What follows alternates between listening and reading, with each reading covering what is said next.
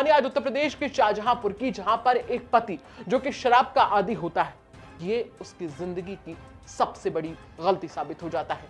जहां पर उसकी पत्नी से तो उसके संबंध खराब होते ही हैं, इसके साथ ही उसे अपनी जान से भी हाथ धोना पड़ता है। और इस पूरी साजिश में उसकी पत्नी है, उसकी भाभी है और साथ ही साथ एक तांत्रिक है, जिसने कोशिश की तंत्र विद्या से पति को ठीक करने की, दावा किया कि वो ऐसा करेगा, लेकिन जब ऐसा नहीं हुआ तो उसने सुपारी ली उस पति के नाम की और उसके बाद उसे मौत के घाट उतार दिया। यूपी के शाहजहांपुर में एक हैरान कर देने वाला मामला सामने आया है, जहां एक पत्नी ने सुपारी देकर पति की हत्या करा दी। कुछ दिन पहले पति का शव बरेली के रेलवे ट्रैक पर बरामद हुआ था। शव मिलने के बाद पुलिस इस मामले में छानबीन में जुटी हुई है। वहीं शनिवार को पुलिस ने इस मामले का सनसनीखेज खुलासा किया। इस मामले में पुलिस ने युवक की पत्नी और भाभी समेत 6 आरोपियों को गिरफ्तार किया है। पुलिस ने हत्याकांड का खुलासा करते हुए बताया कि मृतक युवक की पत्नी ने तांत्रिक को 2 लाख रुपए की सुपारी देकर उसकी हत्या कराई थी।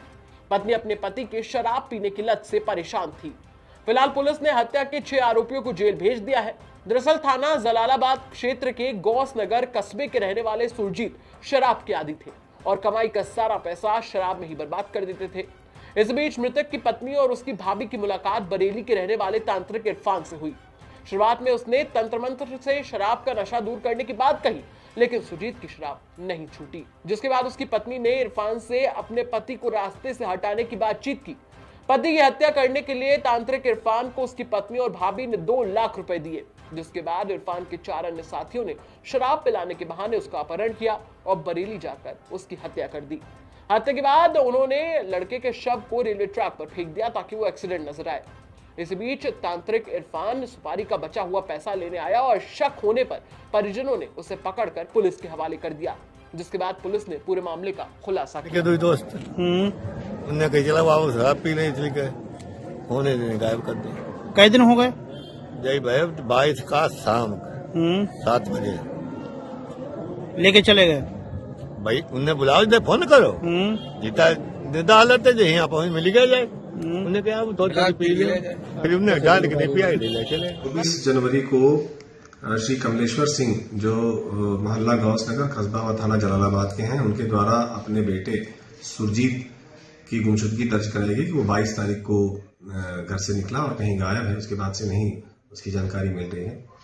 इसकी गुमशुदगी दर्ज कर इसकी जांच की जा रही थी। दिनांक 27 को ये जानकारी में आया कि जनपद बरेली में फरीदपुर के पास रेलवे क्रॉसिंग के पास एक युवक की लाश मिली थी, जो 22 तारीख को ही मिली थी, और लेकिन बाद में उसकी शिनाख्त की गई सुरजीत के रूप में। और उसके बाद विवेचना के दौरान ये स्पष्ट हुआ कि सुरजीत और अजीत 2 भाई हैं। सुरजीत की पत्नी है विमला और अजीत की पत्नी है संगीता।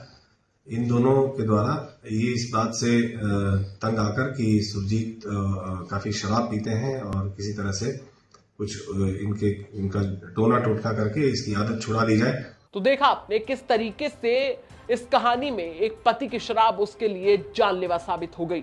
पत्नी उससे इतनी ज्यादा तंग आ गई कि उसने एक तांत्रिक के साथ मिलकर अपने पति को भी मौत के घाट उतार दिया।